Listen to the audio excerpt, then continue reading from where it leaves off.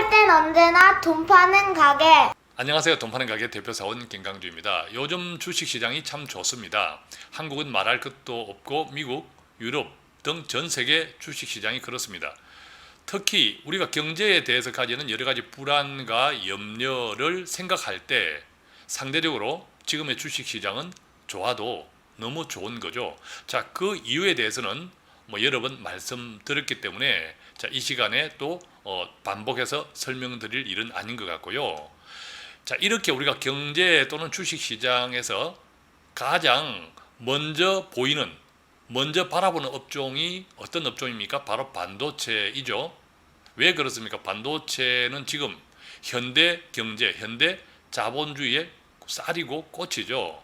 자, 그렇기 때문에 이 반도체 경기 또 주식시장에서 반도체 종목이 가격이 어떻게 방향성을 가지느냐가 매우 중요한데, 자, 최근 보면 반도체 특히 그 가운데 삼성전자 한국에 아주 괜찮습니다. 오늘도 외국인들이 많이 샀죠. 그래서 오늘도 올랐습니다. 자, 그런데 저는 오늘 이 시간을 통해서 삼성전자 비중을 줄이면 좋겠다 이 말씀드리고 그 이유 5가지 설명해 드리겠습니다. 전체 포트폴리오에서 삼성전자라고 하는 이 성장주, 반도체 업종의 성장주를 가지고 있는 것은 포트폴리오를 구성하는데 대단히 큰 의미도 있습니다. 그러나 저는 비중을 줄이면 좋겠다 그 말씀을 드리고요. 그 5가지 이유를 설명드리고자 합니다. 지금 보고 있는 이 차트는 7월 21일 이 방송을 하는 오늘 오후 3시 기준 차트입니다. 보면 지금 이제 오른쪽에 이쪽이 이제 요즘 최근이죠.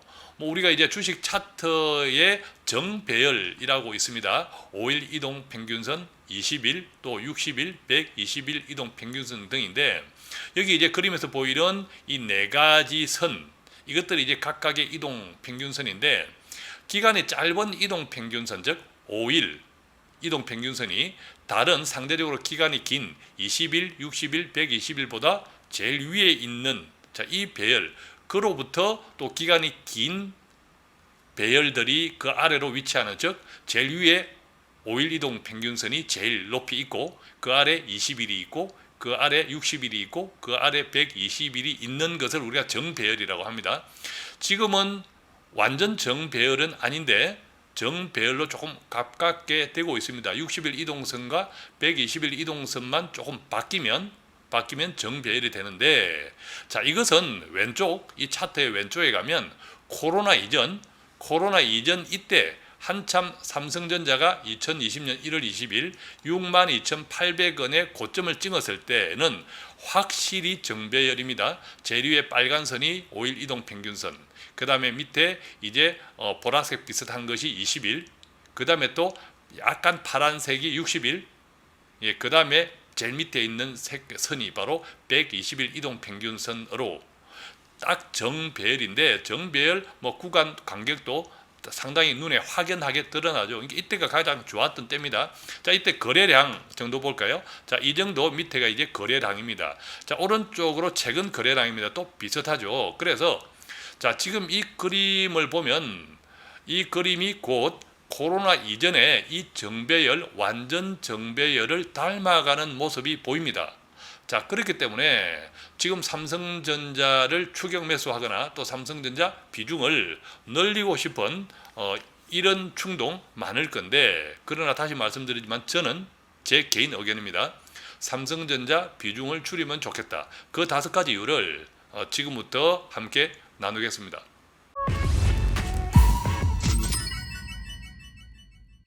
자, 우선 첫 번째 이유는요. 삼성전자의 지난 2분기 실적에 숨겨진 비밀이라는 말씀을 먼저 드리고 싶습니다. 첫 번째 이유. 자, 우리가 알고 있는 것처럼 삼성전자 2분기, 지난 2분기니까 4, 5, 6월 잠정 실적을 발표했죠. 영업이익 8조 1,000억 원으로. 그런데 시장에서는 7조 6천억 원 예상했거든요. 예상치보다 무려 5천억 원 정도 더 컸죠. 자, 그래서 5천억을 초과해서 우리가 서프라이즈, 실적 초과, 자, 이렇게 이야기를 했습니다. 그런데 이 실적 가운데 비밀이 있습니다. 바로 애플인데요.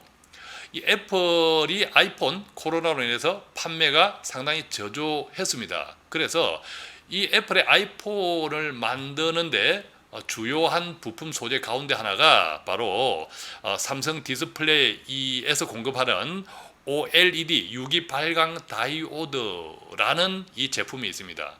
자, 이 애플의 아이폰 판매가 저조해지면서 삼성 디스플레이의 이 OLED 이 발주를 약속했던 발주 물량보다 크게 미달했습니다. 그 미달해서 계약 조건에 따라서 발주를 원래 계약 조건보다 적게 했으므로 보상을 하도록 되어 있습니다. 그 보상금이 포함되어 있습니다. 삼성전자 실적에 말입니다. 그 돈이 얼마냐 하면 9억 5천만 달러, 원화로 환산하면 약 1조 1,457억 원 정도 됩니다. 자, 이 삼성 디스플레이 이 실적이 삼성 디스플레이가 애플로부터 받은 보상금요. 근데 이것을 왜 삼성전자 실적에 포함시키냐 하면 이 삼성전자는 삼성 디스플레이 지분을 84.8% 보유하고 있습니다. 그러니까 뭐 삼성 디스플레이는 삼성전자 회사인 거죠. 그렇기 때문에 이 삼성 디스플레이의 실적을 삼성전자 실적에 같이 편입해서 발표합니다. 자, 그렇다면 애플이 삼성 디스플레이, 그러니까 실질적으로 삼성전자에 지급한 이 보상금이 원화로 1조 1,457억 원, 달러로 9억 5천만 달러인데, 자, 이것을 삼성전자 2분기 발표 실적에서 영업이익에서 1조 1,457억 원을 뺀다면 어떤 결과가 나올까요? 바로 7조 1천억이 나옵니다. 자, 이 7조 1천억이라고 하는 것은 조금 전에 페이지에서 시장 예상치 바로 7조 6천억 원을 예상했었는데, 이 애플이 받은 애플로부터 지급받은 보상금을 빼고 나면 5천억 마이너스죠. 그러니까 예상치 이하로 실질로 나오는 거죠. 그 결과 어떻습니까? 실적 쇼크가 되겠죠. 애플 보상금이 없었다면 실적 쇼크가 나왔을 거고 또 주가 하락 요인이 되었을 건데, 바로 애플의 보상금 때문에 실적 서프라이즈가 나왔다. 이제 이렇게 이해하시고, 그런데 이게 꼭 뭐 영업 실적뿐만 아니다라는 거죠. 삼성전자 영업 실적뿐만 아니라 이게 본질적으로 애플의 보상금의 의미를 보면 이 코로나 때문에 애플의 아이폰 판매가 예상치에 미달한 덕분이죠. 자, 그렇기 때문에 바로 애플이 원래 발주하기로 했던 삼성 디스플레이에 발주하기로 했던 그 OLED의 발주량을 못 채웠으므로 보상금을 이제 준 거죠. 자, 이처럼 이제 애플은 일정 물량을 보장합니다. 대신에 싸게 가져오는 대신에 일정 물량을 보장하는데, 실제 주문량이 이에 못 미치면 보상금을 지급하기도 합니다. 이렇게 이제 계약을 맺는 곳은 또 삼성 디스플레이가 유일했다고 합니다. 애플과. 또 이번 보상은 이번으로 끝나고 다음 분기에는 보상이 없다고도 합니다. 어쨌든 그 이유는 바로 본질적인 것은 애플의 아이폰 판매가 예상치에 미달했다는 건데, 이 코로나 이후 우리가 알고 있는 것처럼 스마트폰 시장의 침체 확인이 되고 있습니다. 자, 삼성전자는 반도체 회사이지만 반도체 매출이 거의 엄청나지만 그 속에 어쨌든 또 가전, 또 디스플레이, 스마트폰 부분도 있죠. 그래서 삼성전자 스마트폰도 같이 이제 시장이 침체되고, 이것은 또 삼성 디스플레이 매출 침체하고도 같이 이제 연계가 된다면 결과적으로 이 삼성전자 실적에 악 영향을 미치고, 또 이제 장기적으로 그 다음에 주가 약세도 함께 이제 전망이 된다라는 겁니다. 이게 이제 첫 번째 이유, 바로 삼성전자 2분기 실적에 있는 비밀. 자, 그것이 이제 첫 번째 이유이고, 두 번째는요, 제가 삼성전자 비중을 줄이면 좋겠다라고 하는 두 번째는, 알고 있는 것처럼 4분기 글로벌 경기 위축이 다 예상이 되고 있습니다. 자, 기업 파산 증가하고 있죠. 소비자 불안 심리가 증가하면서 지금 이제 기업들의 실적 리스크에 의한 소비 리스크가 부각되고 있습니다. 사람들이 돈을 안 쓴다라는 거죠. 자, 내일 일을 알 수 없습니다. 지금은 많은 대기업들, 한국뿐만 아니라 미국 또 전 세계 많은 이 기업들의 직원들이 휴직 내지는 실직 상태인데, 실직에도 정부 보조금을 받고 휴직 상태에서도 정부 보조 프로그램으로 급여의 한 70% 내지는 많게는 90%까지 받고 있습니다. 근데 이게 끊기면, 지원이 끊기면 그죠? 이제 그런 불안 때문에 지금 소득이 뭐 정부에서 주던 뭐 어쨌든 소득이 발생한다 하더라도 돈을 안 쓰고 있는 거죠. 자, 그래서 지갑을 닫는다, 소비 리스크.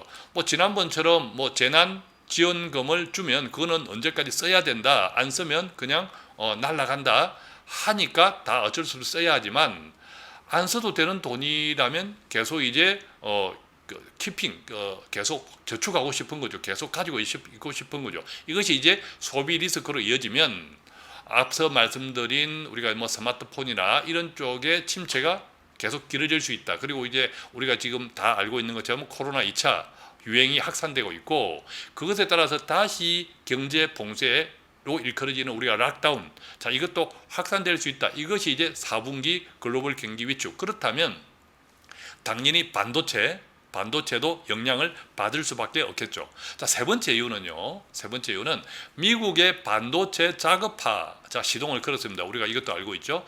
자, 코로나19를 겪으니까 이 미국이 이 공급망이 상당히 혼란되더라. 특히 반도체는 엄청나게 중요한 핵심 산업인데 이게 한국과 대만 등 아시아 쪽에 대한 반도체 의존도가 너무 높더라. 그래서 이 핵심 부품인 반도체에 대한 아시아 의존을 좀 줄여야겠다. 자, 이런 생각들을 해서 미국의 반도체 자급화 시동, 또 여기에는 이제 중국과의 패권 전쟁도 같이 이제 맞물려 있는 거죠. 그래서 삼성전자라든지 대만 TSMC, 자, 이런 반도체 회사들이 미국에 공장을 유치해라 또는 기존에 있는 공장을 확장해라. 삼성전자는 이미 미국에 공장이 있지만 그것도 확장해라. 대만의 TSMC 같은 경우는 미국에 공장을 지어라. 자, 이렇게 이제 계속 강요 반, 협박 반, 또 타이르는 것 반, 뭐 이렇게 당근과 채찍으로 같이 이제 하고 있죠.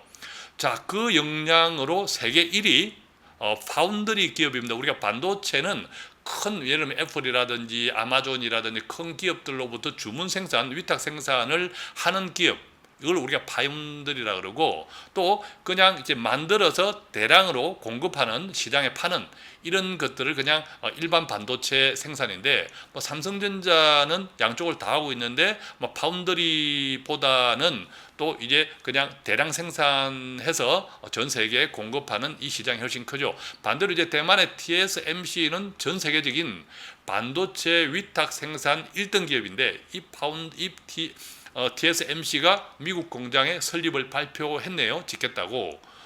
이 미국의 반도체 자급화로 인한 강요에 따라서. 물론 이 TSMC가 미국에 짓기로 한 이 공장은 그냥 눈가리가 아웅 정도다, 이런 이야기도 있습니다. 그냥 하도 미국에 지어라 하니까 미국과의 관계를 고려해서 뭐 대충 흉내만 냈다, 이런 이야기도 있지만 또 그렇지 않다라는 이야기도 있습니다.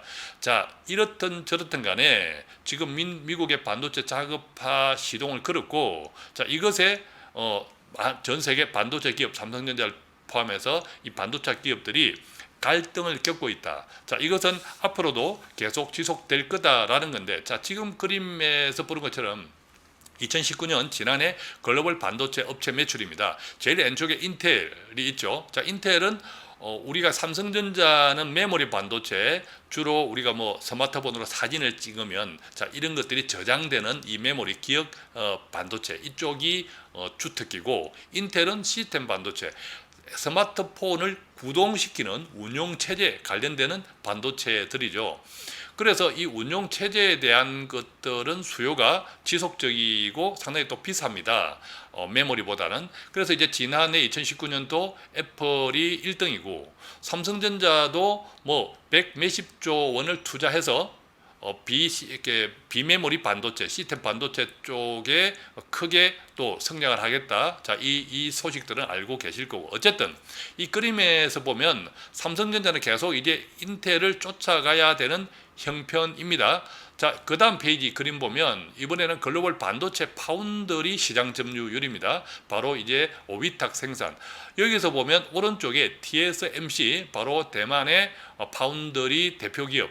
자, 이 TSMC가 거의 뭐 54.1%를 차지할 정도이고, 그 다음에 2위가 왼쪽 아래에 보면 삼성전자 15.9%입니다. 그러니까 이제 반도체 파운드리 시장에서는 삼성전자는 TSMC를 계속 쫓아가야 되는 입장에서 TSMC가 미국에 공략을 짓겠다 하면 삼성전자는 적어도 또 흉내는 내야겠죠. 미국과의 관계, 시장의 관계를 고려하면 자, 이런 처지에 있는 거죠.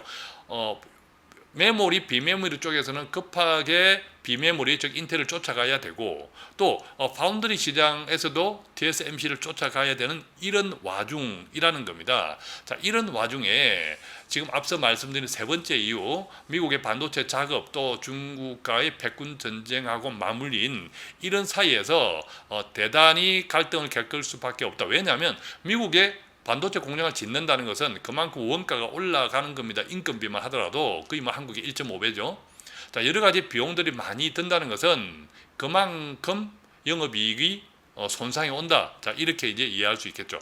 네 번째 이유는요, 자국의 보호주의 확산되고 있다는 거죠. 자, 우리가 이제 자국 보호주의는 조금 전에 세 번째 이유에서 미국의 반도체 작업 이것하고 같이 맞물려 있는 거죠. 먼저 지금 화면에 나온 것처럼 미중 패권 전쟁.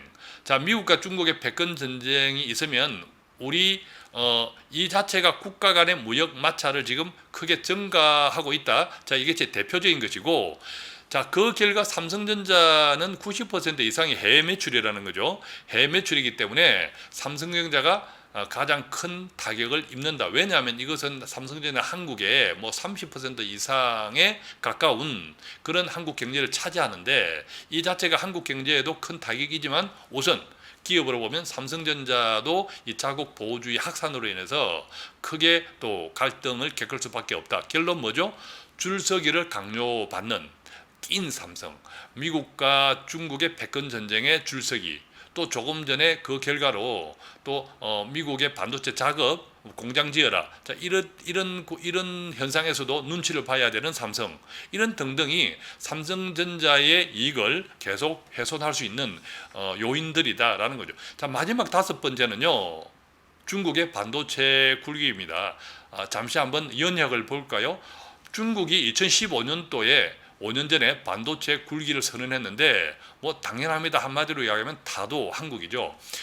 그래서 2016년도에 메모리 반도체 기업, 뭐 한국의 삼성전자와 같은 메모리 반도체 기업 YMTC를 설립을 했는데, 그리고 이제 결국 이 반도체는 기술이지 않습니까? 얼마나 빠르게 지금 따라잡고 있는지 한번 보면 2018년도 이 YMTC가 32단 낸드 플래시 양산을 했고 2019년도에는 64단 낸드 플래시 양산을 했고 올해 2022년도 4월 달에는 128단 샘플을 공개하고 연말에 양산하기로 발표했습니다.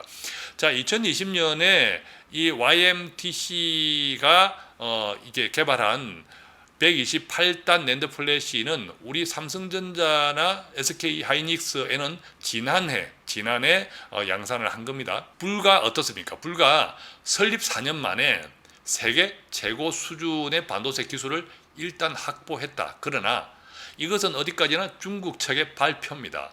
자, 우리가 뭐 중국의 조선 굴기해서 지금은 망했죠. 거의 망한 수준. 반도체 굴기해서 지금 어쨌든 뭐 이렇게 대단한 발표를 했지만 반도체 수율 문제죠.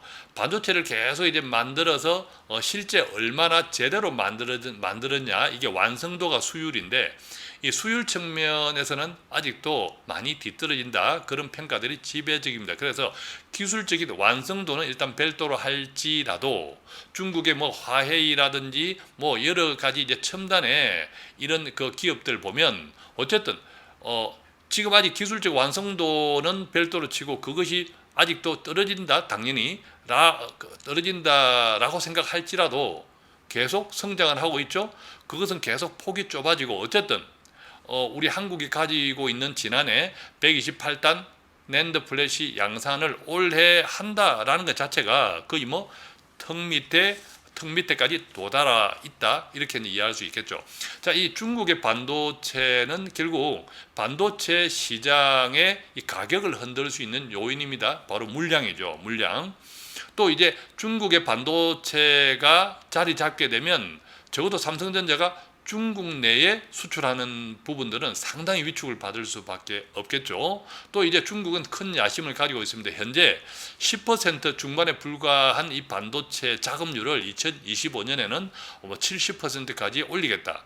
자, 이 반도체 자금률을 25년까지 70% 올리겠다라는 이 이야기는 그만큼 상대적으로 삼성전자의 물량이 떨어진다, 이렇게 이해하면 되겠죠. 특히 이제 반도체 팹리서, 아까 이제 대만의 기업을 보았지만 위탁 생산 이 팹리서를 하기 위한 중국 기업이 SMIC라는 기업이 있는데, 이 SMIC가 최근에 이제 상하이 증시에 상장을 했죠. 첫날에요. 무려 2배 반, 246%나 폭등했습니다. 목표 금액이 한 4조 원 정도였는데 원화로 뭐 2배에 해당하는 8조 원을 끌어모았다고 합니다. 이것은 중국 증시 주식시장 역사상 두 번째 규모라고 하고, 또 이제 SMIC는 원래 홍콩 증시에는 이미 상장되어 있습니다. 이제 그러니까 이제 상하이 증시는 2차 상장인데, 미리 상장되어 있는 홍콩 증시에도 올해 200% 급등했다. 자, 이런 매수 세력들은 주로 중국 사람들이라고 이제 이해해야겠죠. 즉, 중국이 이런 반도체에 대한 엄청난 지금 열정을 쏟아붓고 있다는 겁니다. 결과적으로 삼성전자는 미국과 중국의 여러 가지 요인으로 꽉 끼어 있다. 자, 이렇게 이해할 수 있겠습니다. 그래서 오늘은 삼성전자가 우선은 지금 저는 고점이다. 그래서 비중을 조금 줄이면 좋겠다. 그 5가지 이유를 말씀을 드렸는데, 그렇다고 해서 뭐 오늘 가격이 내일은 안 오른다, 뭐 완전 꼭지다, 이런 뜻이 아니라 조금 이제 단기적이고 또 중기적인 전망, 한 2021년 상반기까지는 삼성전자가 지금 가격에 의미 있게 더 이상 크게 치고 나갈 가능성은 저는 제 개인적으로는 떨어진다, 이렇게 생각이 되고요. 다만 하방 경직성은 유효합니다. 저 이제 삼성전자와 같은 이런 뭐 글로벌 핵심 산업 기업들은, 또 뭐 거의 1위 기업들은 주가가 떨어진다 하더라도 크게 뭐 코로나와 같은 같이 전 세계가 폭탄을 맞는 급이 아니라면 뭐 크게 뭐 20% 30% 이런 하락은 기대하기 힘들죠. 그래서 하방 경직성은 유효하지만, 그렇다고 해서 지금 가격보다 크게 투자 측면에서 의미 있게 오를 가능성은 저는 크지 않다. 그래서 포트폴리오 비중 축소를 조금 하면 어떨까 하는 말씀을 드립니다. 자, 오늘은 삼성전자 비중 축소를 권유하는 5가지 이유를 함께 좀 나누어 보았습니다. 여러분들의 투자 포트폴리오를 구성하는데 좀 도움이 되면 좋겠고요. 자, 돈파는 가격 오늘 또 조금이라도 도움되는 정보를 배달해드리기 위해서 최선을 다하고 있습니다. 구독하는 것은 당연히 나를 위한 것이고, 공유하는 것은 내가 돕고 싶은 사람들을 위한 것이죠. 간단한 문의는 02-536-0153, 또 카톡 플러스 친구 1대1 채팅창 통해서 문의해 주시면 아는 범위 내에 성실히 답해 드리도록 하겠습니다. 고맙습니다.